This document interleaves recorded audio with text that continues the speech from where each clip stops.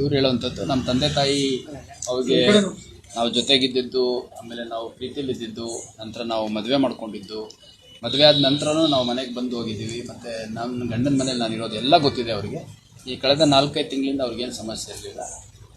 ನನ್ನ ಗಂಡ ಒಬ್ಬ ಯೂಟ್ಯೂಬರ್ ಇದ್ದಾನೆ, ಮತ್ತು ಅವನು ಪಾಪ್ಯುಲರ್ ಪರ್ಸನ್ ಇದ್ದಾನೆ. ಹಂಗಾಗಿ ಕೆಲ ವ್ಯಕ್ತಿಗಳು ನಮ್ಮ ತಾಯಿ ತಂದೆ ಕಡೆಯಿಂದ ಈ ಥರ ಸುಳ್ಳು ಆರೋಪ ಮಾಡ್ತಾ ಇದ್ದಾರೆ ಅಂತಂದು ಹೇಳಿದ್ದಾರೆ. ಈಗ ತಂದೆ ತಾಯಿಗಳು ತಮ್ಮ ಮನೆಯ ಹೆಣ್ಮಗಳು ಈ ಥರ ಯಾರೋ ಬಲವಂತವಾಗಿ ಅಪಹರಣ ಮಾಡ್ಕೊಂಡು ಹೋಗಿದ್ದಾರೆ ಅಂತ ಪ್ರಕರಣ ನಾವು ದಾಖಲು ಮಾಡ್ಕೋಬೇಕಾಗುತ್ತೆ. ಹಂಗಾಗಿ ಪ್ರಕರಣ ದಾಖಲು ಮಾಡ್ಕೊಂಡಿದ್ದೀವಿ. ತನಿಖೆಯಲ್ಲಿ ಯಾರು ವಿಕ್ಟಿಮ್ ಅನ್ನಿಸ್ಕೊಂಡು ಹೋಗಿದ್ದಾರೆ, ಗಾಯತ್ರಿ ಅವ್ರನ್ನ ಅಪಹರಣ ಮಾಡ್ಕೊಂಡು ಹೋಗಿದ್ದಾರೆ ಅನ್ನೋಂಥದ್ದಾದರೆ ಅವ್ರು ಏನು ಹೇಳಿಕೆ ಕೊಡ್ತಾರೆ ಅನ್ನೋದು ಭಾಳ ಮುಖ್ಯ ಆಗುತ್ತೆ. ಹಂಗಾಗಿ ಥ್ರೂ ದಿಯರ್ ಅಡ್ವೊಕೇಟ್ ಬಂದು ಈಗ ಹೇಳಿಕೆ ಕೊಟ್ಟಿದ್ದಾರೆ. ಅದೇ ಸಂದರ್ಭದಲ್ಲಿ ಈ ಥರ ಪ್ರಕರಣಗಳಲ್ಲಿ ನಾವು ಮಹಿಳಾ ಮತ್ತು ಮಕ್ಕಳ ಕಲ್ಯಾಣ ಇಲಾಖೆಯ ಅಧಿಕಾರಿಗಳೇನಿದ್ದಾರೆ ಅವ್ರನ್ನ ಕೂಡ ಇನ್ವಾಲ್ವ್ ಮಾಡ್ಕೋತೀವಿ. ಸೊ ವಿಜಯಲಕ್ಷ್ಮಿ ಪಾಟೀಲ್ ಅಂತ district officer, women and child welfare officer, development officer, ಅವರು ಕೂಡ ಬಂದು ಅವರು ಕೂಡ ಅವರ ಹುಡುಗಿ ಹತ್ರ ಡಿಸ್ಕಷನ್ ಮಾಡಿದ್ದಾರೆ. ಮತ್ತು ಅವರ ಉಪಸ್ಥಿತಿಯಲ್ಲೇ ಹೇಳಿಕೆಯನ್ನು ಪಡ್ಕೊಂಡಿದ್ದೀವಿ.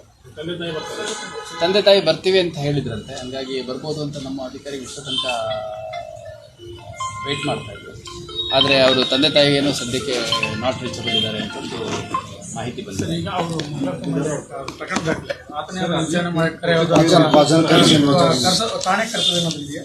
ಈಗ ನೋಡಿ, ಈ ಹುಡುಗಿ ಹೇಳಬೇಕು, ನನಗೆ ಬಲವಂತವಾಗಿ ಕರ್ಕೊಂಡು ಹೋಗಿದ್ದಾರೆ, ಅಪಹರಣ ಮಾಡ್ಕೊಂಡಿದ್ದಾರೆ, ನನ್ನ ಇಚ್ಛೆ ವಿರುದ್ಧ ಮದುವೆ ಮಾಡ್ಕೊಂಡಿದ್ದಾರೆ ಅನ್ನುವಂಥದ್ದು ವಿಕ್ಟಿಮ್ ಹೇಳಬೇಕಾಗತ್ತೆ.